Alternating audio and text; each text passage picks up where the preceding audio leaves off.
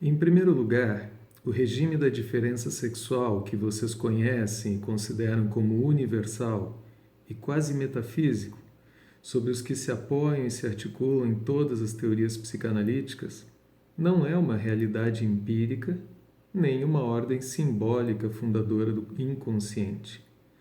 Não é mais uma epistemologia do vivente, uma cartografia anatômica, uma economia política do corpo e uma gestão coletiva desta energia reprodutiva. Se trata de uma epistemologia histórica que se constrói em relação a uma taxonomia racial, tanto como do desenvolvimento mercantil e colonial europeu, e que se cristaliza na segunda metade do século XIX. Essa epistemologia, longe de ser a representação de uma realidade, é uma máquina performativa que produz e legitima uma ordem política e econômica específica, o patriarcado heterocolonial. Antes do século XIX, o corpo e a subjetividade feminina não eram reconhecidos como sujeitos políticos. A mulher e as mulheres não existiam nem anatomicamente, nem politicamente, como subjetividade soberana antes do século XIX. Este é o trecho da fala de Paul Preciado, no Congresso do Campo Psicanalítico ocorrido na França em 2019. O filósofo procurava discutir, afinal, do que se tratava o tema As Mulheres na Psicanálise em pleno século XXI. Que outras formas de conhecimento podem habitar o campo da razão e da ciência em nosso tempo e também em nosso espaço geopolítico, de brasileiros, sul-americanos, com uma história de colonização? A ideia eurocêntrica da divisão mente e corpo e da primazia do espírito nega a natureza para atingir uma razão imaculada. Ao corpo resta o estatuto de objeto e não de forma, de modo pelo qual se pode atingir o conhecimento. Esse corpo é o corpo despatologizado, sem qualidades, sem apetites. É com ele que é possível operar com a ciência. Mas para logo em seguida patologizá-lo como objeto de investigação ou de tratamento. No programa de hoje, vamos receber o psicólogo Ismael Leonardi Salaberry, mestrando em psicanálise, e o professor de pós-graduação em psicanálise José Geraldo Soares D'Amico. Vamos discutir muitas coisas. Ao contrário de outros programas, não vamos partir de um texto pré-determinado, mas vamos discutir e conversar sobre outros tipos de epistemologia que garantem o seu espaço cada vez mais no campo das ciências e da psicanálise decolonial. Afinal, que corpo é esse que é abjeto, objeto, mas nunca modo de conhecimento? Aproveitem o programa. Eu sou o professor Roberto Henrique Amorim de Medeiros, este é o canal Extensão Coletiva e você já está assistindo A Paixão pelo Autômato, episódio 5, A Corporalidade.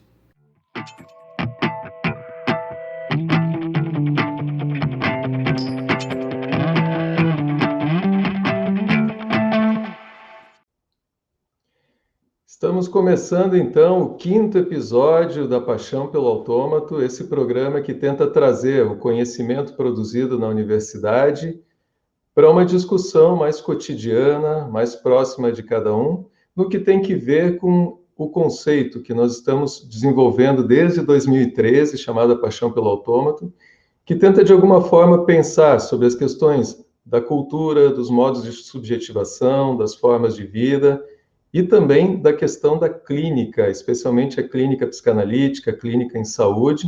Interessante notar que autômato, quando a gente faz no senso comum, ou a primeira imagem que vem à cabeça é de um robô. E esse robô tem normalmente a forma humana, né? É antropomórfico. Se trata aí também da dimensão de um corpo. Embora os robôs que a gente tenha na automação e mesmo nas plataformas de inteligência artificial, normalmente são braços mecânicos, um computador, um chip, né? Não necessariamente a forma humana. No programa passado, falávamos dos inumanos, ou seja, aqueles a quem a gente atribui que estão fora da humanidade. E nesse programa, nós vamos pensar um pouco sobre as questões que têm que ver com o corpo e as corporalidades. É um programa que eu tenho a maior satisfação de receber, então, pela primeira vez, duas pessoas. Normalmente é um convidado, para vocês que têm acompanhado, tanto no canal do YouTube, na extensão coletiva, quanto nas plataformas que transmitem o nosso podcast A Paixão pelo Autômato. Nesse programa, no programa de hoje, nós temos dois convidados. E a satisfação que eu falava é exatamente porque se trata de um professor do nosso programa de pós-graduação em psicanálise, mas também um mestrando deste mesmo programa que está em curso estruturando as suas questões, o seu projeto, que está propondo aqui como pesquisa no nosso programa. Então, no programa de hoje, vamos receber Ismael Leonardi Salaberry, então, psicólogo, especialista pela Clínica de Atendimento Psicológico da URGS, aliás, outra satisfação, né, de dizer também que na minha formação, essa clínica de atendimento foi tremendamente fundamental, importantíssima, ali que eu comecei também a realizar atendimentos clínicos, é uma clínica escola, uma clínica que presta serviço à comunidade há 4 décadas, né? Então, mais uma satisfação aqui de receber o Ismael, que também passou por lá, e como eu dizia, ele é mestrando do programa de pós-graduação em psicanálise, clínica e cultura aqui da Universidade Federal. E também o professor José Geraldo Soares D'Amico, colega que chegou recentemente ao programa e trazendo uma linha de pesquisa que também nos faltava muito, né? Pesquisas que têm que ver com outras formas, outras epistemologias, né? Epistemologias que a gente pode reunir assim genericamente na questão decolonial, para que a gente possa discutir isso na psicanálise. Então, eu já vou chamar aqui, recebam então o Ismael, que já chegou aqui. Tudo bem, Ismael? Tudo bem, bom dia. Vamos lá, bom dia, boa tarde, boa noite, né? E até no futuro, muitas vezes o pessoal está nos assistindo já no futuro. Como será que está você aí ouvindo A Paixão pelo Autômato, esse programa que foi ao ar em 2020, né? Como é, em plena pandemia da Covid-19, como é que está você? Você está com saúde? Nos conte aí nos comentários do nosso chat aí, também dos comentários abaixo do vídeo. Ismael, tu estás nesse momento estruturando uma ideia, né, fazendo o projeto para levar para a qualificação, mas comentávamos o quanto algumas dessas discussões que têm que ver com esse conceito, paixão pelo autômato, também dialogam com algumas coisas que você está trabalhando. A ideia é que você possa nos contar um pouquinho e a gente começar uma conversa nesse programa. Então, estamos aí num começo, num meio já, né, de mestrado. Essa pandemia acabou um pouco com a temporalidade da coisa. Eu entrei numa pesquisa que era mais voltada a pensar a instrumentalização do sujeito, muito a partir da ideia da Hannah Arendt, de banalidade do mal, e que vinha já de um percurso numa clínica ligada às toxicomanias, à dependência química, e esses meandros aí, e onde, para mim, ficava muito claro um certo dispositivo discursivo que colocava esses sujeitos enquanto, bom, eles são dependentes químicos, eles são viciados, e existia só uma clínica possível, que era uma clínica de abstinência, e que se tornou ainda mais efetivo agora com o novo governo. E fui entrando nesses meandros e fui me havendo com questões outras de bom, começar a atender outros públicos, principalmente na clínica da URGS, onde fiz a especialização, e começar a ouvir algumas queixas muito ligadas a isso, de estar se vendo instrumentalizado, seja pelo emprego, seja pelas questões de futuro, e, para muito além disso, um desejo, né? Um desejo de se instrumentalizar, de precisar estar de acordo, de precisar se enquadrar dentro de um lugar bem específico, para conseguir, então, ganhar um status de existência no mundo. Isso foi se convertendo, até que, bom, cheguei no mestrado e, bom, a gente precisa filtrar algumas coisas e nisso entrou um autor que se tornou meio que imprescindível no meu pensamento, que é o Paul Preciado, com a ideia de, bom, desse sujeito, então, que é formado justamente a partir de uma história das tecnologias, de uma história das máquinas, de uma história do capitalismo, de um indivíduo, então, que serve, então, como máquina mesmo, de trabalho, e não só isso.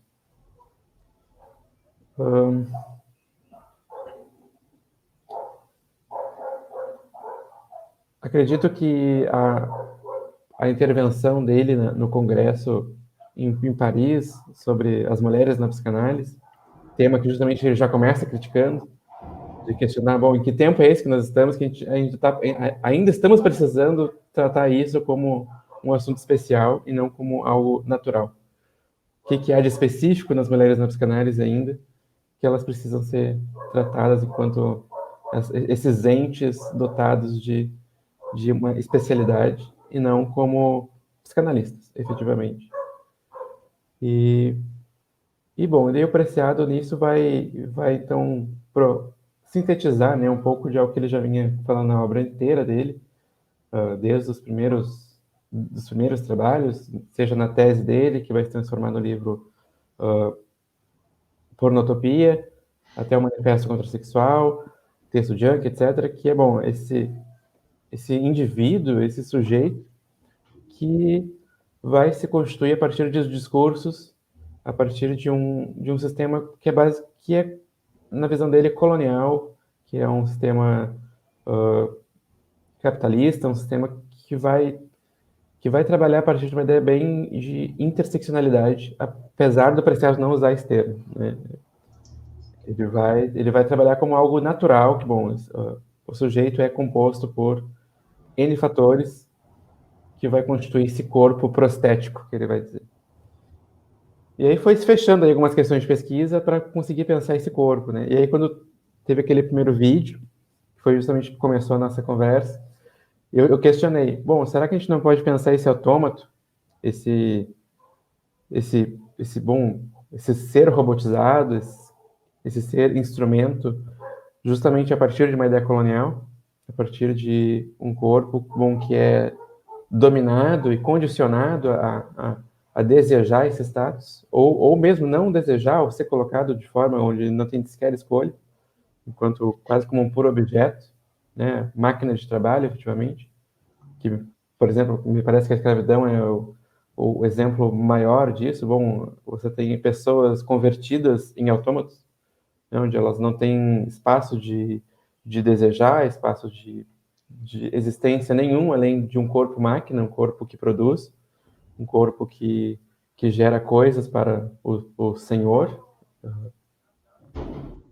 e que me parece que tem seus meandros até hoje, no sentido de que talvez a gente não possa falar mais de uma colonização aos mesmos moldes, de uma colonização clássica, mas que, bom, a gente ainda tem, ainda hoje, países invadindo outros e impondo suas normativas, suas regras e seus discursos. E mesmo que não de forma material, no sentido de uma guerra, mas a gente tem, por exemplo, o caso do Brasil com os Estados Unidos, que é um estado de bonde. A gente toma deles o que nos norteia enquanto regimento, praticamente. Bom, nossas novelas são inspiradas nas produções americanas, nossas séries também, nosso programa de TV, sempre que lança um programa lá, aqui, de algum modo, acaba se replicando. A gente tem The Voice, a gente tem o Idols, E me parece que a gente pode tratar isso como uma forma de novos modos que a colonização se impõe. E que me parece que, por exemplo, a Uber, iFood, etc., se tornam aí o novo marco disso. Que, bom, são empresas americanas que se impõem mundialmente com um novo modo de trabalho que tem transformado aí sujeitos em meros instrumentos de desejo aí de pessoas que, bom, eu preciso me deslocar, vou chamar um Uber, eu preciso me alimentar, vou chamar um iFood. E raramente se pensa, bom, quem será que vai me trazer minha comida? Quem será essa pessoa que está se deslocando, que está o dia inteiro dela trabalhando para levar as pessoas aos seus destinos? Só uma observação a partir do que tu falavas, né?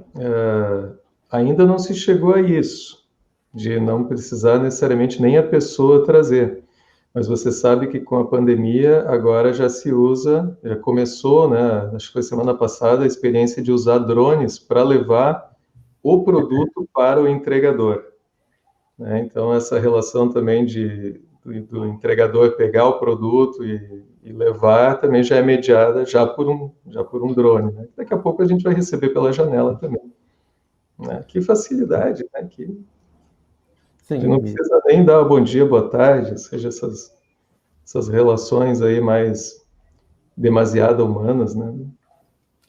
sim, e me parece que se trata justamente de uma retirada do corpo cada vez maior da cena. Porque, veja bem, o drone não vai funcionar sozinho. Ainda assim vai ser preciso alguém que o controle. Só que justamente vai ser um corpo totalmente fora da cena. Um corpo do qual eu não preciso saber nada, do qual eu não preciso me importar. E me parece que essa é justamente a questão que tem marcado um pouco aí, até minha pesquisa, que é, bom, que coisa é essa que esse corpo, o nosso corpo, tem sido retirado de cena? Que coisa é essa que tem corpos que podem morrer e que sequer vão estar no Jornal Nacional, por exemplo? Que coisa é essa que a gente já tem mais de 110 mil mortos e parece que nada aconteceu? O que será que acontece e por que será que acontece, principalmente? Acho que, por exemplo, a gente que trabalha com psicanálise, isso é um fator essencial, né? Que mecanismos são esses que fazem com que esses corpos deixem de importar? Me parece que talvez o essencial é pensar que discursos são esses que constroem esse corpo que não importa e como que isso afeta as mais variadas áreas. E mesmo a própria psicanálise. A gente tem hoje psicanalistas que se recusam a falar do corpo. Como, bom, a gente trabalha com a fala, com o discurso, e é isso. Só que, bom, de onde é que está vindo quem é que fala? Sabe? De onde é que está vindo essa voz? Não existe corpo? Não existe às vezes me parece quase como se a gente estivesse efetivamente, às vezes, tratando no modo que a gente está hoje, de atendimento online, onde a voz vem de um aparelho, e aí, bom, não necessariamente tu está enxergando a pessoa, e às vezes parece isso, parece que a gente está trabalhando com vozes, que não necessariamente pertencem a corpos, que não têm lugares, que não pertencem a lugares, e tem toda agora a discussão de lugares de fala, né, de textos aí de psicanalistas muito indignados, né, um deles dizendo que é alérgico, né, aos lugares de fala, e a questão é, por quê? Por que falar de um lugar material? Por que falar de um corpo? Por que dizer que um corpo que é negro, que um corpo que é queer é diferente? É uma ofensa à fala, ao discurso? A quem interessa sustentar isso? Acho que essa é talvez a maior questão de todos. Quem é que está ganhando com isso? Claramente não são essas pessoas que estão com seus corpos invisibilizados, mortos e jogados nessa condição de puro objeto, de um abjeto mesmo. A teoria queer justamente pega assim, bom, a gente parte daqui, a gente parte que a gente foi bestializado. A gente é a besta, a gente é esse mutante, como o Preciado fala, né? Vamos partir daqui. Já que vocês nos colocaram aqui, é daqui que a gente vai começar a discutir com vocês. Tem uma conexão entre o programa anterior, né, o programa do episódio 4, onde a gente falava dos inumanos, e isso que tu acabaste de falar. Né? Essa questão de a gente assumir, né, que existe um outro que a gente não atribui a característica de ser humano, né, E agora tu traz essa discussão para um foco mais específico, que é a questão de corpos, ou seja, determinados corpos aos quais a gente atribui também algo que estaria fora, né? Algo que não estaria dentro seja de uma humanidade, seja daquilo que, enfim, que vale a pena ser discutido dentro da cultura, né? Os abjetos, como tu dizias, né? Isso abre uma questão tremenda, porque eu pensava também no seguinte: o grande acontecimento que nós temos na história da filosofia do conhecimento, né, é o surgimento do método.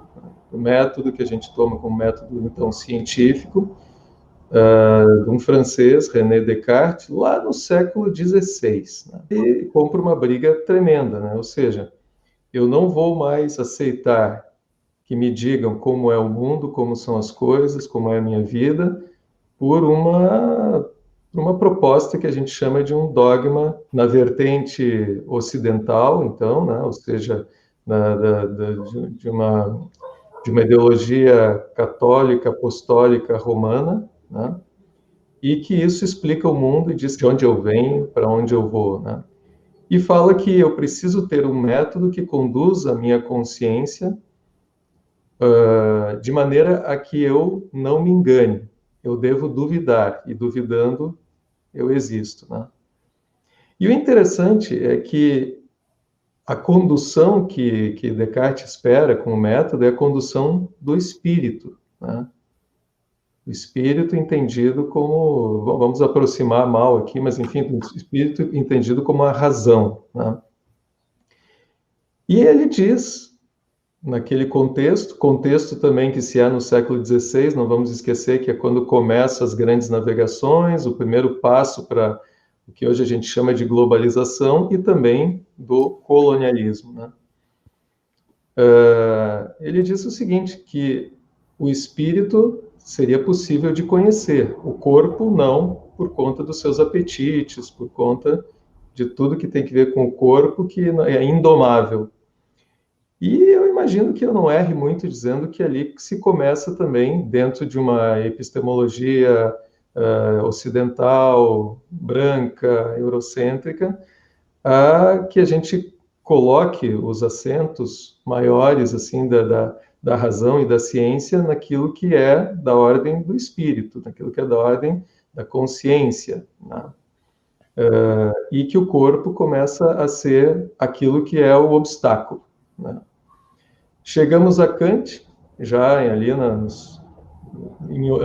perto de outro acontecimento, né? Aquilo que a gente chama da Revolução Francesa, onde Kant vai fazer, então, com todo um rigor, estabelecer a questão da crítica da razão, né?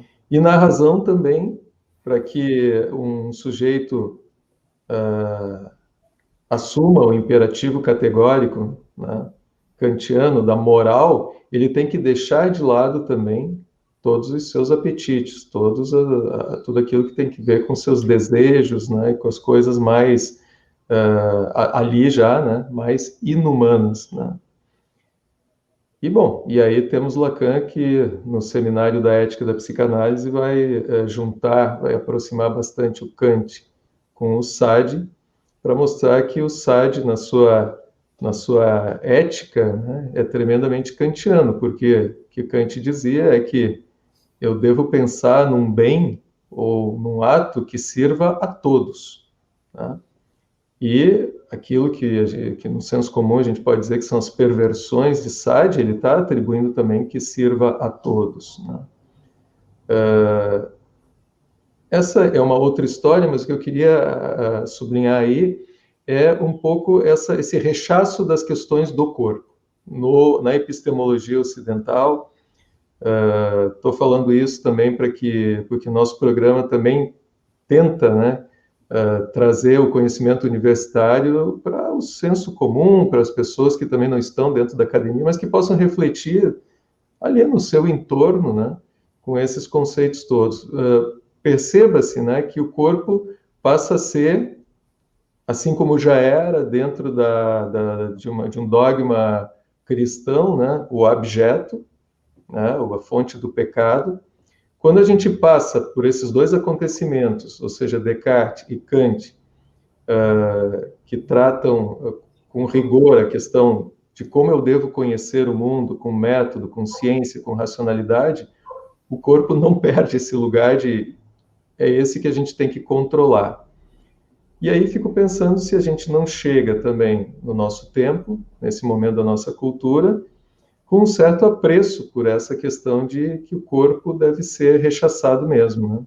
E nesse momento que a gente está em plena pandemia e num volume muito maior de pessoas isoladas, né, e dentro de suas casas e usando a tecnologia possível para continuar sua vida, continuar operando e prescindindo do corpo, do contato, do olho no olho, do toque, do abraço, o quanto sairemos disso também muito interessados nessa coisa que, de alguma maneira, exclui o corpo também. Afora outras questões que a gente pode, talvez, conversar aqui, que tem que ver com esse corpo vigiado quando está na rua, né? E aí eu alinhava com o que tu dizia, né? Quais são esses corpos? Que são os vigiados, que são os indesejáveis, quando estão, né, circulando pela rua, pela cidade, né? Eu vou chamar, então, nosso outro integrante do encontro de hoje, né, o professor José D'Amico. Por favor, professor D'Amico, assuma a sua cadeira aqui na Paixão pelo Autômato. Que prazer em recebê-lo, né? Já passo a palavra. O professor José D'Amico estava aqui nos nossos estúdios, né, no camarim. Eu já estava assistindo um pouco o nosso início de conversa, né? Por favor, entre no papo, entra na roda. Estava louco para entrar aí nessa conversa e primeiro dizer da minha satisfação de estar com vocês, da gente poder conversar sobre coisas muito importantes, né, nos dias de hoje, e fazer esse diálogo aí com o Ismael e contigo, Roberto. Então, eu tenho dito, na verdade, repetido algo que assim, parte da juventude militante, que eu acho que tem nos ensinado bastante, também fala muito, e, na verdade, eu ouvi deles, né, é que não demos certo.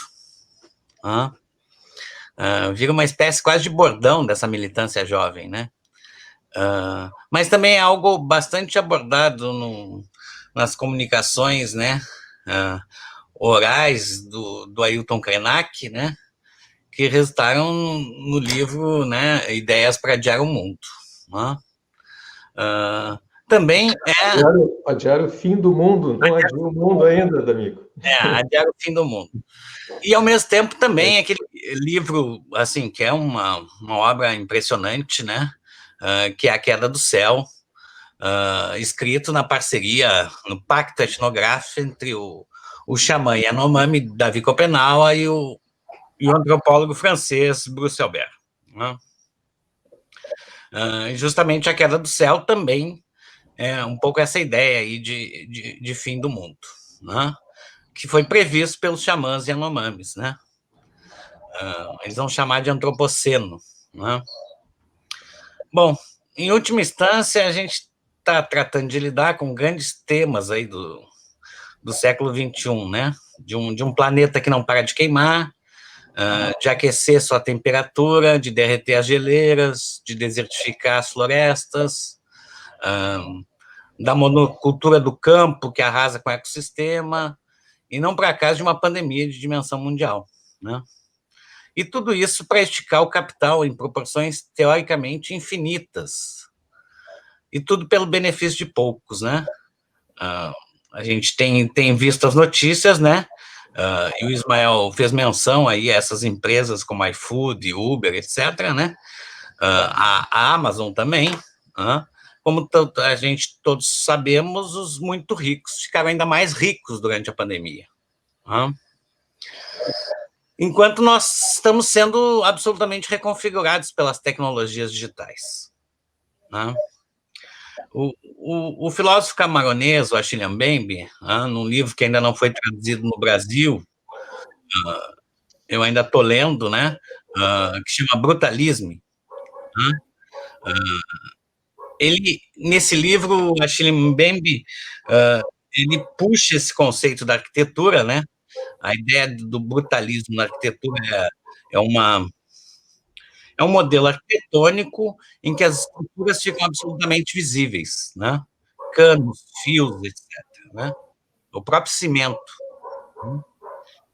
Então, me parece que é uma metáfora bem interessante que ele vai trazer para o campo da filosofia, para destacar que, além das potências geonacionais ou imperiais, como o Michael Hard e o Tony Negri se referiam, né?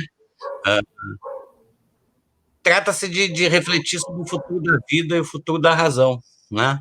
Em um período de uma escalada tecnológica irreversível do ponto de vista do Achille, né? Ou pelo menos que ele vai dizer de virada computacional, ou seja, a conversão material em produção digital e a transformação da economia em neurobiologia. Na mesma linha, tanto Krenak como Schopenhauer vai apontar para um cenário de ruptura sem precedentes. Isso me parece muito importante da gente pensar, que desde desses marcos aí, né, que tu vai chamar a atenção do Descartes, do que vai se definir como modernidade, noções como felicidade, boa saúde, liberdade, elas estavam dependentes da separação objetiva entre o mundo dos homens e o mundo dos objetos, entre homem e natureza, né? E a maior parte das lutas para a emancipação se baseava em defender essa separação. Ao contrário que, enquanto a alienação, em termos fanonianos, ela consistia exatamente na fusão entre homem e objeto e homem e natureza. E a ideia que parece prevalecer hoje é de que o humano é um produto da tecnologia e, ao mesmo tempo, um homo econômicos, né? Um agente da economia, lá em termos do que o Foucault tratou. E se a gente tem alguma saída, tanto para as políticas identitárias, como para a democracia e para as formas do governo do vivos, não está nessa metafísica ocidental. Ou seja, não está no primado da razão. E me parece que a gente tem muito que aprender com o que sobrou das metafísicas ameríndias, né? Porque ainda há em curso uma tentativa, né, de acabar com essa metafísica, né? Basta ver os ataques aos indígenas, aos povos originários, né, no Brasil, né, aos Yanomamis, aos Guaranis, etc. E nas metafísicas africanas e afrodiaspóricas, né, que são muito menos dicotômicas. Tanto que a metafísica ocidental ela vem chamada por autores neocoloniais como Quijano, Maldonado, entre outros, como uma catástrofe metafísica, que naturaliza a guerra, e a guerra na raiz das formas moderno-coloniais de raça, gênero e sexualidade. Essa catástrofe metafísica está no cerne da transformação da epistemologia, da ontologia e da ética, né? Que é parte da fundação da modernidade colonial e das ciências europeias modernas. Quer dizer, de fato, a mudança em termos, né, do confronto entre o paganismo, né, ou seja, o politeísmo, e o Deus único cristão, ela é decisiva para isso. Ainda que a gente já tivesse, né, divisões radicais e presentes, né, entre os seres humanos, né, no Ocidente, entre cristãos e não cristãos, homens e mulheres, saudáveis ou não saudáveis, no entanto, elas eram limitadas e circunscritas a determinados povos. A catástrofe metafísica inclui o colapso e radical da estrutura da relação eu-outro, da subjetividade, da sociabilidade, e o começo, então, da relação senhor-escravo. Portanto, algo que tinha antes, né, que era justamente essa relação senhor num certo momento, escravo no outro, ela passa a deixar de existir, né? Portanto, de uma hierarquia irredutível. Né? Então, o que se estabelece é uma relação de diferença radical entre aqueles seres e aquele abaixo dos seres. Essa relação de uma hierarquia sem solução. Então, eu quero chamar a atenção um pouco para os povos de terreira no Brasil, para essa herança afrodiaspórica que eu, apesar da leitura do Krenak, do Schopenhauer, eu tenho um pouco mais de experiência, de vivência, né? E eu queria chamar a atenção tanto para aquilo que o Ismael disse, as reações de apoio em relação à Lilian, né, feita por psicanalistas, né, nos últimos dias,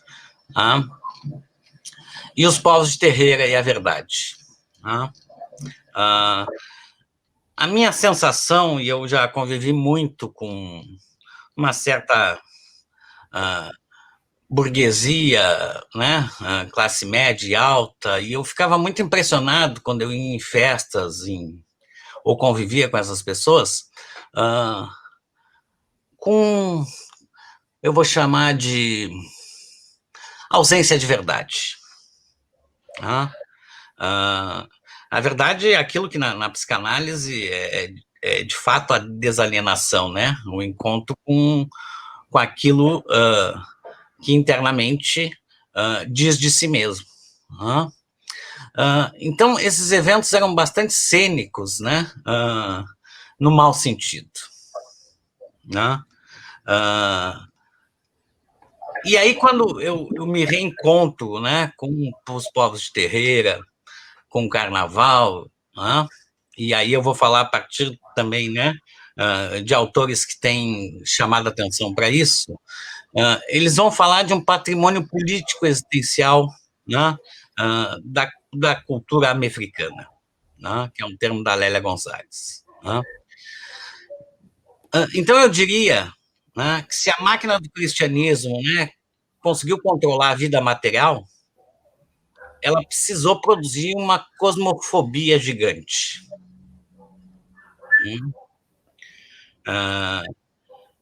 Inclusive, era engraçado, porque parte dos terreiros, ainda no período, né, final da escravização e depois, ao mesmo tempo que eles eram atacados pela polícia, muitos tinham medo, né, daqueles terreiros. Ou seja, eles controlaram a vida material, ou seja, essa relação homem-máquina, né, o escravizado, a escravizada como um objeto maquínico, mas não conseguiram controlar a vida espiritual. E o povo de terreiro, ele justamente vai trazer o corpo como um elemento sagrado, ou seja, o sagrado se manifesta no corpo. Portanto, é um sistema muito aberto às diferenças, né? Eu tenho lido bastante sobre orixás e digo que tem sido mais fácil ler Lacan, por exemplo, ou qualquer coisa da filosofia, do que entender as múltiplas diferenças entre Banto, Yorubás, Ifês, etc. Por quê? Porque justamente eles são iguais na diferença. A grande questão para as filosofias afrodiaspóricas, né, para os povos de terreira, é que justamente eles multiplicam as diferenças. E o ser, a ontologia, ela está justamente ligada entre o humano, o sobrenatural e a natureza. Aquilo que a metafísica vai tentar interromper, que é separando radicalmente o homem da natureza, ou o humano da natureza, melhor dizendo. Ou seja, os povos de terreira, eles trabalham com uma ontologia que é qualquer corpo pode ser habitado pelo sagrado. Ou seja, tem um princípio do qualquer um, desde que seja próximo e sensível às questões a serem trabalhadas. Portanto, qualquer orixá pode chegar em qualquer sujeito. E vejam bem, né, se a gente, aquele livro da Silvia Federici, né, das bruxas e tal, ele é importante na medida em que ele vai, de algum modo, mostrar como que a questão, né, das bruxas, né, na Idade Média e tal, isso foi sendo castrado, foi sendo cortado para boa parte dos seres, ou seja, foi interditado, ou seja, a relação com o sagrado foi interditada. É interessante porque isso que tem nos terreiros, nas religiões afro, de matriz africana, é a mesma coisa que o Rancière vai dizer sobre a política de qualquer um. Ou seja, me parece que uma ética possível é justamente a ética que a gente tem tanto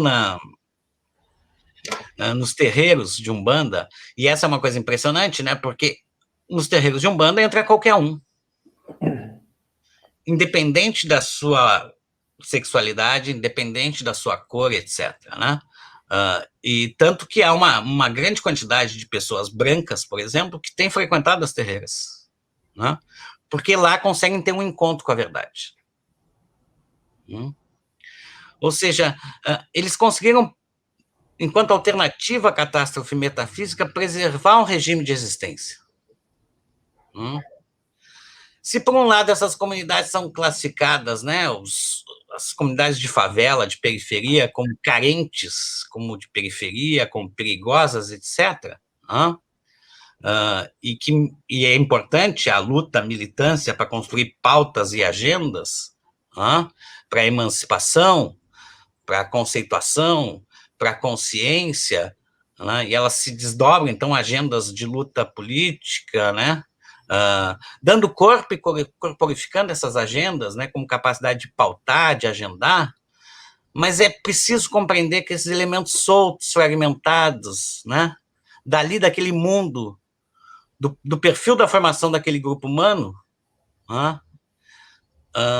há uma dimensão do penar, do sentir, das decepções, do apartamento, e que esse civilizar seja do mesmo jeito com eles, submetendo aquele modo de compreender a ser civilizado. Ou seja, aquilo que fica fora dessas pautas é muito importante, que é a vida dali. Porque eu tenho me incomodado um pouco, a gente tem tido uma grande visibilidade das questões raciais, né? Das questões de gênero, das questões da sexualidade nesse momento de pandemia, né? Mas, em geral, são pautas negativas. E me parece que é importante chamar a atenção que o excluído não está excluído do viver. É preciso lutar contra o racismo, mas é preciso celebrar os nossos fazeres simples, trabalhar pelas eventualidades, pelo simples existir. Nesse sentido, é preciso não abandonar a exclusão no sentido espiritual. Se de um lado é preciso que o excluído queira se emancipar, mas é preciso saber que ele já é. Ele é dono da totalidade do existir, nele e nos outros, como disse o Gilberto Gil esses dias. Portanto, para além da emancipação, da luta política, é preciso preservar a sua espiritualidade, sua condição de seres espirituais. Eles não precisam estar presos nessa loucura que é a constituição da riqueza do sentido da materialidade. Ainda que eles careçam de tudo, precisem de tudo, eles não precisam de nada. Ou seja, há uma maravilha na eventualidade. E aí, voltando a essa questão da verdade, né, da celebração, o que é o carnaval? Se não isso. A celebração do evento, as maravilhas que surgem ali. O que é o festejar dos orixás, de cultuá-los, e, portanto, do que somos, na verdade, do universo, né? Ou seja, na comunhão com a natureza, da condição de vivos. Eu fico muito impressionado e tem me chamado a atenção, ainda mais assim, o fato de estar estudando, de estar pensando nessas coisas, né? Lembrando dessas festas, dessas reuniões, dos jantares, né? Que eu tive a oportunidade, o privilégio de conviver com a burguesia, da falta de sorrisos, da falta de vibração. E quando a gente vai num ensaio de carnaval, numa roda de samba, numa roda de jongo, numa roda de capoeira, ou vai num terreiro de Umbanda, a celebração está ali viva de um modo absolutamente único e verdadeiro. Antigamente, as rodas de samba, né, ou sambas de roda, melhor dizendo, eles chegavam a durar 3 dias, com comida absolutamente para todos. Vocês sabem que nos terreiros de Umbanda, porque eu estou falando de propor uma outra ética, mesmo uma outra política, né, e quanto que a gente pode aprender com uma política, né, de existência dos terreiros, né, e dos povos ameríndios. Então, as festas dos sambas de roda duravam 3 dias. Todos os povos os terreiros de candomblé, eles são proibidos de negar comida. Isso não me parece pouca coisa para o mundo que nós temos hoje. Esses povos já é beneficiário da chamada consciência universal e das forças espirituais reunidas. E é por isso que nós nos aquilombamos, né? Ou seja, na universidade, ou nesses espaços, né, e a partir das ações afirmativas, a gente vê os grupos de negros na universidade aquilombados. Ou seja, juntos. Se a gente pensa que, de algum modo, né, a cena original, né, para o negro, né, da sua ancestralidade, né, a cena primária é o estupro, a gente pensar que para a branquitude, para a modernidade colonial, é o desamparo e é a mentira. Né? Porque, vejam bem, o que é o Cristo branco, se não uma grande formulação de mentira original? O que é dizer que, em termos espirituais, há uma única possibilidade de um Deus único? E isso está colocado nas relações de produção de riqueza. Então, me parece que a resistência desse povo ela é fundamental para que eles possam, inclusive, não se lamentar a escassez, porventura, porque eles já estão vivos. Né? Tem uma música do Gil que e o Roberto gosta de música, é bastante musical, sabe disso, né? Um copo vazio está cheio de ar. Ou seja, o vazio está sempre cheio. E isso me parece bem importante da gente colocar quando a gente está fazendo esse tipo de discussão, né?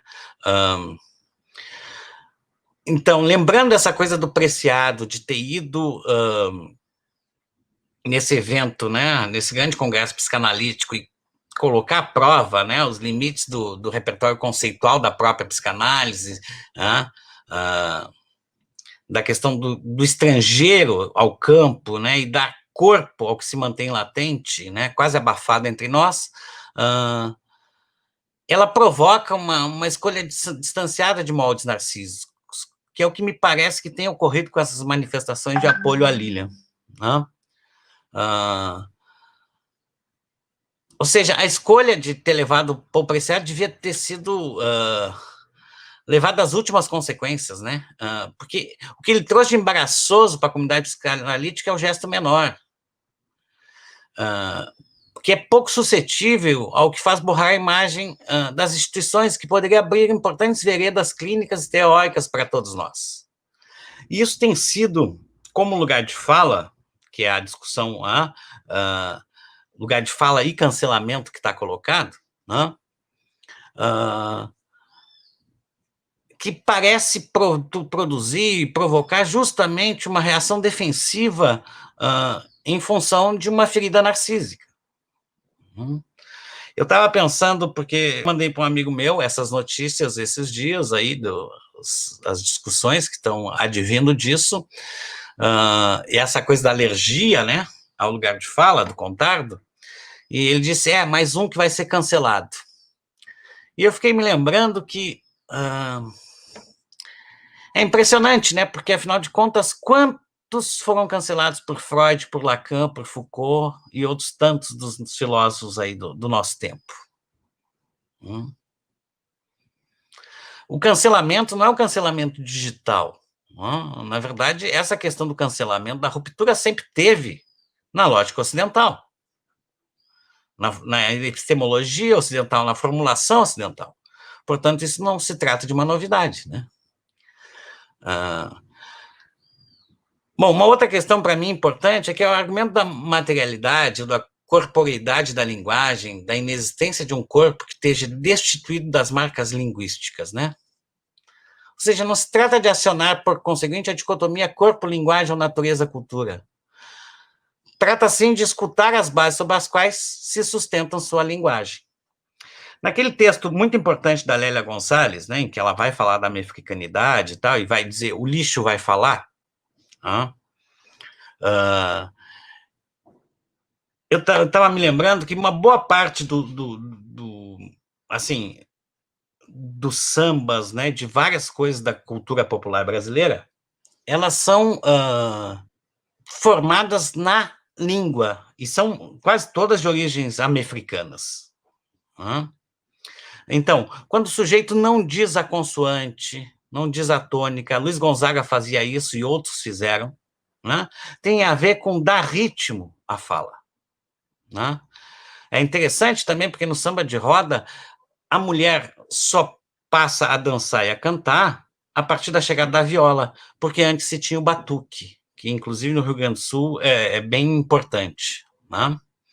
Então, e a gente poderia até ir no Lacan encontrar coisas desse tipo, né? O Lacan, na célebre frase lá do Aturdito, né, diz que se diga que fica esquecido porque por trás do que se diz naquilo que se ouve. Ele já aponta para o fato que o dizer, demonstrável por escapar ao dito que se ouve, tem a capacidade de complexificar e enriquecer a noção mais contemporânea de lugar de fala.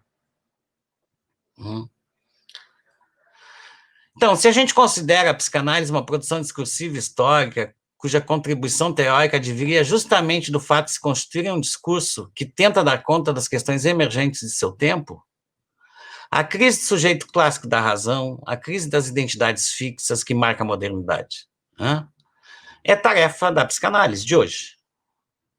E para isso teria que estar à altura da radicalidade do gesto fundador. Né? Portanto, se faz necessário considerar o texto freudiano como uma obra aberta, cuja genialidade é justamente não ter cedido à tentação de se tornar um sistema. Peter Poubel vai dizer que no século XX mostrou que é impossível pensar a paisagem contemporânea sem levar em conta a irrupção da psicanálise. Mas, em contrapartida, a psicanálise se revela cada dia mais impensável sem os influxos que lhe chegam incessantemente dessa mesma paisagem. E aí, nesse sentido, né, o que eu acho que o Paul Preciado, eu não sou um estudioso do Paul Preciado como o Ismael, né, ele parece propor a construção de um campo teórico da psicanálise, que é o que se interrogar os limites do modelo fálico-edípico, e tentar pensar a teoria psicanalítica, a possibilidade de subjetivação tecidas pela singularidade, que não obedecem a um modelo transcendente que se funda na exclusão do corpo. Então, a gente tem o corpo pensado como um conjunto de funções e órgãos pelo discurso filosófico científico cartesiano, o corpo pensado como mero instrumento da alma em Platão e Aristóteles, a separação dicotômica de Descartes ao pensar o corpo e a alma, e em Spinoza, né, que se alcança a espessura conceitual do corpo no campo filosófico. Ou seja, para Spinoza, trata-se de pensar a potência dos corpos se afetarem, serem afetados. E aí eu acho que é uma ligação muito forte, né, com o que se faz nos terreiros de Umbanda, com o que acontece no carnaval, com o que acontece no jongo, com o que acontece nessas manifestações. Eu agora, na pandemia, tive alguns dias de férias e tentei ir para uma cidade que a bandeira aqui, né, essa coisa da bandeira aqui no Rio Grande do Sul, estivesse a melhor, né, assim, possível para eu poder sair um pouco dessa coisa do dentro de casa. E eu fui para Nova Petrópolis, né, e aí eu ia para uma praça todas as tardes, ler, tomar chimarrão, e todas as tardes tinha um alto-falante tocando uma música de uma bandinha alemã, ou várias bandinhas alemãs.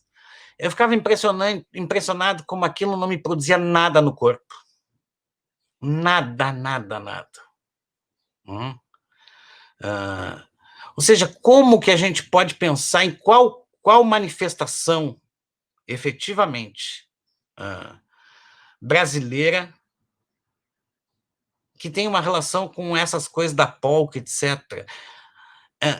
Esse conjunto de manifestações não nos dizem nada no corpo, a gente não consegue bater pezinho. A gente não consegue se emocionar com nada disso. E o Rio Grande do Sul é um lugar em que parte dessas manifestações ainda da cultura americana são absolutamente interditadas. Ou são muito localizadas territorialmente. Então, por que não, né? E essa é a minha pergunta para finalizar, né? Não incluir a psicanálise nesse pensamento da corporeidade como uma das linhas de interrogação que colocam o corpo como questão. Que eu acho que é um mote aqui dessa nossa conversa de hoje. Eu fiquei pensando em muitas coisas, eu fui até anotando aqui algumas das coisas que o D'Amico foi falando. Acho que destaquei 4 grandes questões assim que me tocaram mais, que acho que dizem mais respeito ao que eu estou pesquisando em si. A primeira é justamente essa questão da verdade que o D'Amico estava falando, que, bom, acho que o que fica evidente nas falas seja da Lilian Schwartz, seja do Contato Caligares, Maria Rita Kell, desse pessoal aí, e mesmo do pessoal que respondeu a fala do Preciado de uma forma quase que, enfim, numa tentativa de, bom, o Preciado está errado, não é isso, a psicanálise não é isso, é justamente de tentar dizer, bom, a verdade não pertence a vocês. A verdade é essa aqui, a qual eu sou o guardião, e a qual eu tenho esse saber, e a qual eu sei como é que funciona o campinho, né? O jogo é meu. Você quer jogar, você joga nas minhas regras. Não tem isso de questionar a regra do campinho. Só que a grande questão é que bom, essa grande verdade não existe. E me parece que justamente nisso que o D'Amico está falando de, bom, que verdades são essas, onde é que elas são localizadas, tem aí uma questão muito importante para nós, para justamente pensar o corpo, pensar disso que a gente estava falando, que é uma lógica de batalha mesmo, né? De querer guardar a verdade para si e não deixar que ela pertença a mais ninguém. E achei fantástico o comentário dos amigos sobre o cancelamento, né? O Freud era um que cancelava, com quase os textos ele tinha algum cancelamento mínimo ali, de dizer, esse fulano aqui tá errado. E o Lacan, pior ainda, né? O Lacan era um grande... é só ler os seminários, está ali, ele pega todo mundo, esculhamba com todo mundo, e não... às vezes até... É raro os autores que ele elogia propriamente, que diz, esse cara tá certo, né? E aí se cria essa coisa de, bom, a Lilian foi cancelada. Só que, bom, a Lilian no dia seguinte estava em lives, estava tendo seus textos publicados, sabe? Seguia com seu trabalho totalmente garantido. E, bom, que cancelamento é esse? Sabe? Daí fala, porque algumas pessoas fizeram linchamento com Lilian Schwartz. Bom, que pessoas são essas? Temos um invasão. Que linchamentos são esses? Que pessoas são essas? Porque, por exemplo, no texto da Maria Rita Kell, ela fala, porque o movimento negro unificado, eles estão fazendo linchamentos, as pessoas negras estão cancelando as pessoas brancas. E é um texto assim, ela está criticando o lugar de fala, e em determinado momento, porque eu sou do samba, porque eu sou filha de santo. E fica uma coisa, peraí, você não está dizendo que o lugar de fala é um problema, daí você justamente coloca o seu lugar de fala como cara, tem um problema aí, sabe? Me parece que é crucial, que é de que as pessoas parecem que não estão entendendo. Elas entraram com um discurso que me parece... Elas justamente criticam o discurso que é do Bolsonaro, que é esse discurso que não segue uma lógica, e elas entram justamente em discursos que não seguem lógicas, né? Para sustentar um certo status. E sobre a questão enfim, sobre o preciado, e achei bem interessante o comentário sobre o novo livro do Attila Mbembe, porque justamente o preciado começa a partir da arquitetura. O Pornotopia e a tese dele basicamente foi num instituto de arquitetura, e um dos grandes elementos da teoria dele é, bom, como que os projetos arquitetônicos, como é que, por exemplo, os banheiros são arquitetados para estruturar lugares, estruturar quem é quem, que corpos são quais, né? Quando você vai entrar no banheiro, tem uma plaquinha dizendo, bom, banheiro feminino e banheiro masculino. Já tem ali um processo de separação. E tem algo que o Preciado fala no congresso, que é, bom, existe uma epistemologia do corpo. Existe um pensar sobre o corpo. Que entrou em crise já tem um tempo, e que essa crise é justamente o que vem causando um monte desses transtornos, desses conflitos incessantes que de defesa, de ataques, de que, bom, aquele corpo clássico, a gente não consegue mais pensar nele, mesmo nas teorias mais quadradas, né?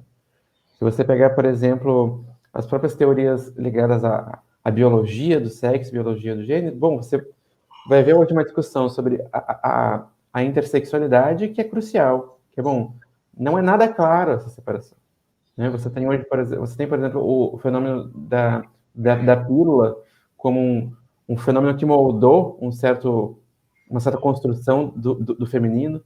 Então, esse corpo atual, ele não é um corpo natural, esse corpo intocado, sabe, que se preza em certos comentários. Então, é preciso olhar para essas questões e ser um pouco mais crítico, me parece, um pouco menos...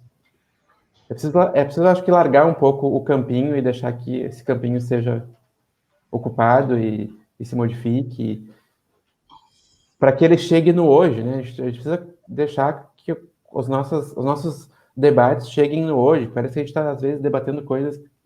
Tipo, a gente está brigando por coisas que já passaram, sabe? Se você olhar a realidade hoje, por exemplo, do jovem, o jovem é justamente esse ser que é esse corpo tomado por hormônios, tomado por coisas, por próteses, a próteses clássicas como óculos, mas é o smartphone, os fones de ouvido cada vez mais tecnológicos, coisas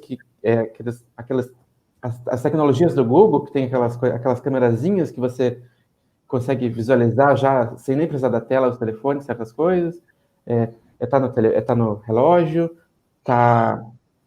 você vai, por exemplo, numa farmácia hoje e você quer comprar qualquer coisa e o atendente te pergunta, mas você quer esse multivitamínico? Você quer esse negócio aqui, esse potencializador? Né? Então, a gente está aí. A gente não pode abdicar de dizer, não, a gente não está aí. A gente está. A gente está nesse lugar onde a gente precisa falar disso. A gente precisa falar, por exemplo, a gente tem hoje uma universidade que tem pessoas dos mais variados lugares, dos mais variados gêneros, das mais variadas cores. A gente não pode tratar a universidade mais e os debates intelectuais, por exemplo, num lugar de, bom, é a branquitude que sabe, é a branquitude que manda, a branquitude é o padrão. Não, me parece que isso não tem mais lugar. E particularmente é surpreendente pensar a frase de que, olha, somos psicanalistas, não trabalhamos com o corpo, sei lá, né, a partir do corpo. Primeiro porque onde é que a gente jogou, então, a pulsão, né? Em que cancelamento, né? Em que lata de lixo a gente jogou a pulsão? E, ao mesmo tempo, a gente perde a dimensão de que a teoria psicanalítica é uma teoria sexual. Então, a gente pode pensar que estamos trabalhando uma sexualidade, então, sem corpo, né? Essas duas coisas, acho que já serviriam para a gente começar também um pensamento de qual é o alcance disso, de dizer que, se envolvendo com um certo paradigma e uma epistemologia da racionalidade da ciência, que a gente diz muito que exclui o sujeito do inconsciente, mas que exclui o corpo também, a coisa fica muito estranha, né, dentro de um campo da psicanálise. Estava pensando rapidamente sobre a questão do cancelamento, não sei o quanto as pessoas ficam mais horrorizadas hoje, porque realmente não se trata, com o fato de poder serem canceladas, né, porque é um cancelamento que se dá muito no ciberespaço, né? Ou seja, é um cancelamento da sua arroba, é o cancelamento da sua identidade cibernética, digital, né, do seu perfil numa rede social. Isso é terrível, né, porque muito também da produção de riqueza, de capital, de dinheiro, especificamente para cada pessoa que usa a rede social como fonte disso, isso é terrível, porque é o cancelamento do seu negócio. E aí a gente pode entrar na seara do quanto você, né, dessa discussão de que você tem que ser um empreendedor de si, né, você tem que ser a empresa, e mais um pano para manga para falar de certos automatismos aí, né, com essa questão de você ser um empreendedor de si. A Shirley Mbembe também tangencia isso, né, nas suas teorias. Né? Então, Roberto, comentar umas coisinhas, não sei se tu quer concluir, desculpa. Vai lá. Justamente uma das coisas que eu acho que ele vai chamar a atenção no brutalismo é que é óbvia, né, que a política identitária ela não foi inaugurada agora, né, pelos subalternizados. Né? A política da existência da branquitude, da cisnormatividade, é uma política identitária autóctone, que existe desde sempre, né, desde a modernidade. Com ela vem uma política identitária da branquitude, da heteronormatividade, todas baseadas nesse Deus único. E que a ciência vai dialogar com isso, né? A ciência cartesiana vai dialogar com isso. Então, por um lado, eu queria chamar a atenção disso.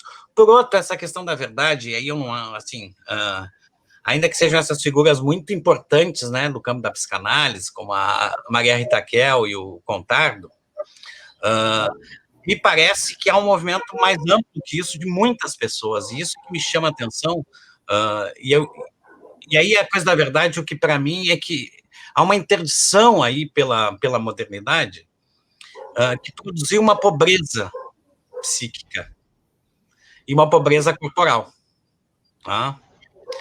E essa pobreza que faz com que não se tenha, e aí todo o trabalho analítico, de certa maneira, é justamente para que tu possa trazer a verdade. Mas em função de uma vasta pobreza original. Que eu chamo a atenção, assim, ano passado eu desfilei numa escola de samba e tal, fui nos ensaios e vi, tinha bastante, porque era uma homenagem à escola que a gente desfilou, era a homenagem ao Olívio Dutra, né, Império da Zona Norte e tal, e tinha muita gente da universidade, pessoas de classe média lá, e que ficavam muito incomodadas com, por exemplo, o bar não ter outras coisas para comer, não ter outras bebidas, etc. Ou seja, essa materialidade burguesa da riqueza, da acumulação, dessas lógicas todas que se foi se acostumando como sendo o ideal de felicidade, ela empobrece enormemente a vida psíquica. Então, essa disputa das relações de poder aí, de quem pode dizer o quê, quem não pode e tal, né, que está incomodando tanta gente, e a gente, quando lê, é impressionante, porque nós estamos lendo grandes intelectuais que não têm um argumento decente. E isso me parece porque estão sendo tomados por essa pobreza. Há algo que impossibilita eles, inclusive, de pensar melhor e de escrever algo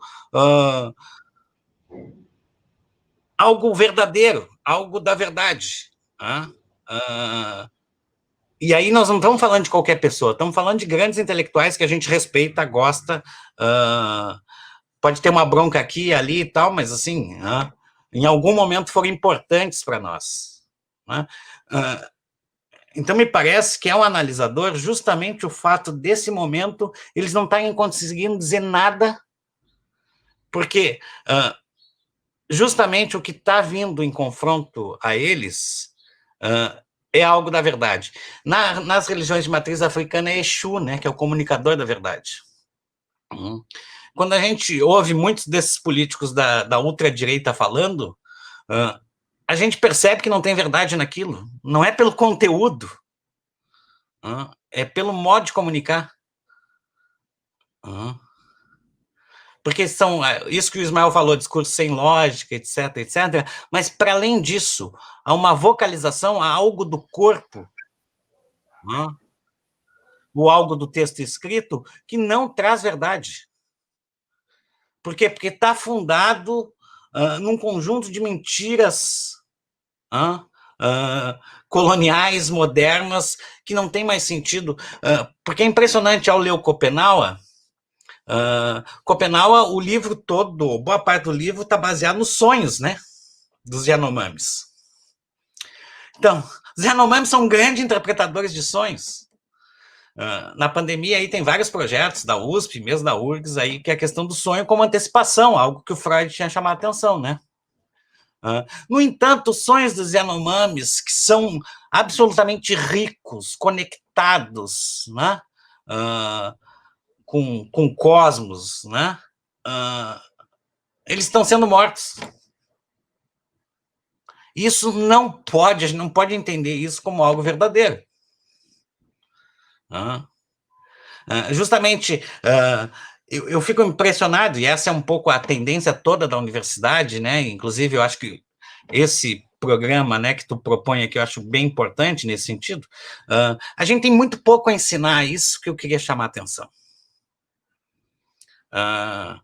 Tu tem lá a relação com os quilombolas, etc, etc. Quanto que a universidade aprenderia estando perto das pessoas de fato? Se a gente pega o mestre Sica aqui, ou tantos mestres de terreiro, de batuque, em todo o Brasil, nós estamos falando de uma filosofia absolutamente complexa e sofisticada, gente. Eu tenho estudado os orixás e tem sido difícil de eu conseguir... eu gostaria de contar aqui algumas lendas que são impressionantes, né? Mas eu ainda não tenho nítido para mim como organizar esse pensamento. Eles são muito difíceis, muito complexos. E a gente acha, então, que a nossa filosofia cartesiana, etc, etc, dá conta do mundo. É de uma onipotência, assim, ela é quase ridícula. Ela é quase ridícula sustentar que este modo de vida que nós temos hoje, que está nos levando ao fim do mundo, ela possa, de fato, traduzir alguma verdade. Então, se trata, assim, de uma refundação, né? E uma refundação, inclusive, da própria universidade, como o Ismael falou. Eu cada vez que eu ouço desses mestres, ou leio alguma coisa sobre eles, eu acho de uma complexidade inigualável. Né? O Gil falou isso. A filosofia tem que ser barata. E barata não quer dizer menor, pequena. Ela tem que ser barata porque filosofia é da vida, né? Do viver. E os nossos parâmetros de compreensão do mundo, inclusive da questão das próteses, né? Do que está, eles não têm dado conta. Não têm dado conta. Tem causado mais incômodos, né? Porque há uma dificuldade de encarar isso de modo aberto, né? Nessa transformação da universidade, também é importante sublinhar que não se trata também de um cancelamento, né, do que já está na universidade, né, porque acredito que o que essas novas epistemologias propõem é exatamente a pluriversidade, né? Ou seja, que outros conhecimentos também possam circular e que, inclusive, né, a gente corre o risco, e aqui eu estou botando entre aspas e com muita ironia, de notar que esses conhecimentos nos favorecem mais como povos e como nação colonizada, né? Ou seja, que tipo de conhecimentos e que tipo de formas de pensar que não estão nos favorecendo, exatamente pelo lugar que a gente ocupa na história, né, de um país e de um povo colonizado, né? Sim. Eu acho que a gente está lutando com armas que não são muito afiadas para o nosso lugar geopolítico e histórico no mundo, né? Mas o Pierre Clastres, na Sociedade contra o Estado, que vai ser muita base do pensamento deleuziano, a conversa dele é com os Yanomamis. Então, o que se trata é um pouco de reterritorializar formulações, pensamentos filosóficos e tal, em que a gente teve uma matriz europeia. Não se trata de não ler os europeus, mas de esticar os conceitos dos europeus a partir de justamente de toda uma formulação americana, ameríndia, etc. Estava vendo, tem um vídeo que eu gosto muito do Drexler no TED sobre as décimas, né? O Roberto deve conhecer lá, não sei se Ismael conhece, né? Ele vai perseguir uma série de países, ele vai usar do relativismo cultural para pensar uma certa métrica, né, da poesia com a música, e que se chamam as décimas, né? Que tem no México, que tem em Cuba, que tem em uma série de lugares. E aí eu ouvi esses dias o Roberto Mendes falando, né, que é um grande músico, conhecedor da cultura brasileira, baiana, etc., ele falando que, então, a métrica, né, daqui do samba é em 12. Eu não entendo nada de música e tal, né? Mas ele vai dizer que, justamente, ele vai pensar essa coisa do... A gente é parecido ou a gente é igual na diferença, que é uma inversão da outra. Então, essas conexões todas, né, que estão dadas na ancestralidade, que estão dadas na relação com a natureza, etc., que foi perdida, e que está nos levando a ter uma pandemia absurda e outras que virão. Tem uma coisa que acho que sempre se torna muito premente quando se fala disso, de uma ancestralidade, de natureza. É sempre aquela coisa, então vocês querem a biologia de volta, vocês querem voltar para aquela coisa lá de 1600, sei lá de quando. E aí parece, sabe, como assim, sabe? Não se trata disso, sabe? Se trata de justamente avançar, sabe? Não é voltar para uma ideia de natureza, de clássica. É justamente, acho que isso tem a Donna Haraway tem o Manifesto Ciborgue, né, que é uma grande inspiração para o Preciado, que é bom, essa separação ela não é clara. Isso que a gente chama de natureza, e aí o Preciado vai ser ainda mais radical, vai dizer, bom, isso que a gente chama de natureza é uma construção também. O que é a natureza? Né? O que a gente reconhece enquanto natural? Sabe? É justamente reconhecer que tem algo para além, tem coisas que dizem que estão fora do nosso controle, por exemplo. Sabe? Por exemplo, a gente tem uma pandemia que está totalmente fora do nosso controle. Os lugares mais controlados do mundo hoje são controlados a partir de medidas drásticas de isolamento, de vigilância, etc. Porque justamente a gente fala de algo que está para além. Está para além de um mero discurso, disso que é de um simbólico, me parece, essa coisa humana, racional, razão, né? E é muito engraçado que daí parece que a gente fica preso nesses debates sempre em aspectos que meio que trancam, né, o avanço da discussão. A gente propõe isso. Bom, a gente precisa falar dessa questão da natureza, disso que faz furo, disso que cruza o humano, né, disso dessa pulsão, né, a gente precisa voltar a falar da pulsão, a gente precisa falar de uma sexualidade no corpo hoje. E aí, daí, em vez da pessoa trabalhar nesses termos, a pessoa volta lá com o debate do Descartes. Tipo, e aí me parece que a gente não consegue avançar. Porque se a gente for, toda vez que a gente falar natureza, a gente for voltar para essa coisa, mas natureza é o biológico, sabe? Precisa ser só o biológico? Precisa ser, tipo, a natureza precisa ser o privilégio que a disciplina da biologia tem o trabalho? E obviamente que não é algo dado, não é algo fácil. Só que daí, de você considerar que não é algo dado, que não é algo fácil, por exemplo, não é fácil, por exemplo, trazer esses conceitos e não cair em certos discursos que estão aí, como, por exemplo, os discursos das neurociências, das farmacologias. Não é fácil acabar não sendo quase que capturado por esses lugares, né? Porque eles capturam mesmo, né?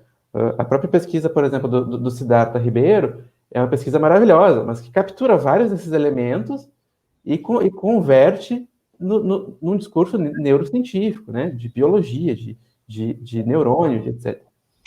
Então, óbvio que tem aí um trabalho. Só que daí, de ter um trabalho e a gente se recusar a isso, né? Tipo, é quase como se a gente visse, é muito complicado, então eu vou só dizer que não, e aí a gente encerra a discussão. Eu vou falar com a produção aqui do nosso programa, né, e tal, porque nós vamos ter que estender, possivelmente, né, essa conversa sobre corporalidade para mais um programa. Muitas coisas, certamente, quem está aí nos assistindo, no momento que estiver nos assistindo, deve ter associado outras tantas vertentes. Claro que o D'Amico soube como me seduzir falando de samba enredo, escola de samba e música. Acho que, né, resgatando um pouquinho quando tu falava, né, dos terreiros, da comida que não acabava mais em 3 dias e tal, eu lembro exatamente desse surgimento, né, do samba, especialmente carioca, né, os negros vêm de Salvador, vão para o Rio de Janeiro, começam aqueles terreiros, Tia Ciata, né, que é sempre o nome lembrado, e essa extensão, né, do terreiro para a escola de samba, onde a gente que curte mais afastado da coisa, né, até pode gostar de carnaval, conhecer o samba enredo da Portela, da Mocidade, agora da Mangueira, que está fazendo muito sucesso, mas pela música e pela letra, né? E muitas vezes a gente não se dá conta da dimensão do ritmo e do tambor que está sendo tocado ali, que está contando também outra história, né? Que está fazendo reverências àquilo que está dizendo na letra, de toda essa mitologia, né, dessa ancestralidade que tu dizia tão complexa e que a gente não aproveita 10% do que é o espetáculo, por exemplo, do carnaval. E ali, essa coisa do tambor tocando, né, e que vai convocando o corpo, né? Bom, o que é a punção invocante, meu Deus? E de alguma maneira, por aquilo que foi anunciado, né, no início, né, de psicanalistas dizendo não trabalhamos com isso, bom, estamos jogando fora boa parte da psicanálise também. E agora falando nisso, né, obviamente vou lembrar da obra do Luiz Antônio Simas, espero não estar dizendo o nome do meio errado, é Luiz Antônio, né? Que resgata, inclusive o último livro dele, né, faz uma menção direta a uma coisa que nós começamos a falar no programa, essa dimensão de valorizar o espírito, né, e deixar de lado o corpo. Ele escreve o corpo encantado das ruas, numa alusão direta à alma encantada das ruas, escrita no início do século passado pelo João do Rio, pseudônimo de um jornalista, né, carioca, como quase todos nós, apaixonados pelo Rio de Janeiro, né, quando a gente conhece um pouco, ou já pôde ir para lá, mas Rio de Janeiro, né, naquele momento, de se tornar uma metrópole, algo mais cosmopolita, e toda aquela ideia também, né, do início da favela, né, a partir do bota abaixo. Na saúde coletiva temos uma história também aí a ser contada, né, com o saneamento do Rio de Janeiro, Oswaldo Cruz, né? E ali, o que escreve o João do Rio, né? Um jornalista branco e tudo mais, né? A alma encantada das ruas, e faz uma descrição maravilhosa dos aspectos mais invisíveis, assim, né? Do dia a dia, do cotidiano, né? Quase que uma narrativa benjaminiana, assim, de encontrar, né? Num pequeno fragmento todo um universo, né? E o Simas já traz o corpo encantado das ruas e vai falar exatamente de toda essa corporalidade que a gente, de alguma maneira, acaba tentando circunscrever e deixar como aquilo que a gente controla, né, na pesquisa, uma variável controlada e deixada de lado para que a gente possa realmente chegar a um resultado científico daquilo que a gente quer trabalhar. Então, uma outra questão que vou deixar, então, para o outro programa é exatamente essa coisa da potencialização do corpo a partir de próteses, né? Que, de alguma maneira, como tu estava lembrando ali, Ismael, o óculos, né? Ou seja, a gente está sempre potencializando o corpo para o nosso bem-estar, para o nosso prazer, para o nosso benefício, como é que se diz, aquilo que nos dá conforto, mas cada vez mais a gente também usa próteses para potencializar uma produtividade dentro do nosso modo de produção. Como é que a gente pode discutir isso também, do uso dessas próteses no corpo para outros sentidos, como o próprio Preciado, né, que usa próteses no seu corpo para fazer, inclusive, uma dissidência, uma subversão dessa lógica binária, né, de sexualidade ou de gênero. Então, essa é uma outra discussão tremendamente importante, porque a gente rompe com o discurso assim, de uma prótese para aumentar nossa produtividade, né, ainda nesse corpo, esse corpo ciborgue, né, como a gente também pode enveredar por aí, né? Mas não para um produtivismo, mas exatamente para uma subversão, né? Até chegarmos em linhas, né, que tem que ver com o pós ou transhumanismo, né? Onde a ideia é que a gente possa viver para sempre através do armazenamento de uma consciência, ou seja, aí completamente sem o corpo.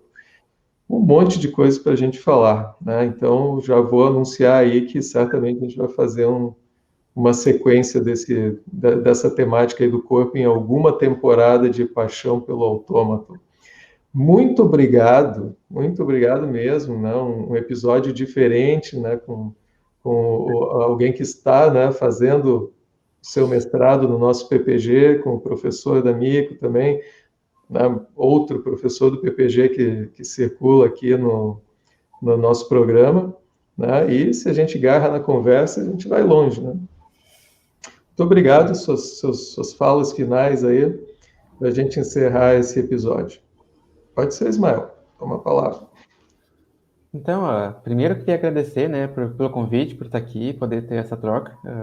Eu trago muito mais questões do que muitas construções, acho que faz parte desse lugar onde eu estou no momento, que justamente está construindo uma questão, né, e está tentando investigar aí quais os efeitos disso. E acho que realmente isso que a gente começou a conversar hoje, a gente só passou pela superfície por várias questões, e que não tem como, nesse tempo curto, a gente conseguir dar conta, né, de tudo isso.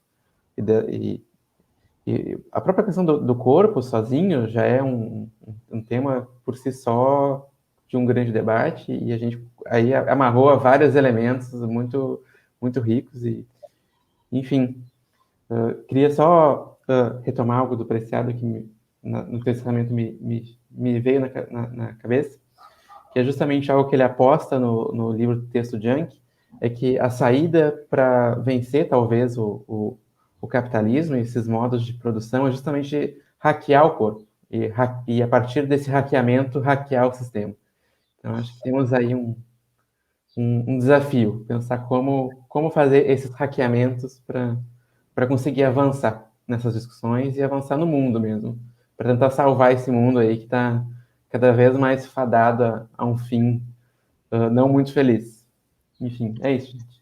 Obrigado, Ismael, que a tua presença aqui convoque mais colegas aí do PPG para aparecerem aqui também no nosso programa. Professor José D'Amico. Super agradecer aí a parceria, e também para mim também foi de colocar questões, na verdade, nunca tinha falado nenhuma dessas coisas, e tentei, assim, ao falar, também me ajudar a elaborar e quem sabe produzir alguma coisa a partir disso, né? Então, não é nada pronto, tem a ver com o meu grupo de estudos, tem a ver com coisas que eu estou lendo, com coisas que eu vou me afetando também, né?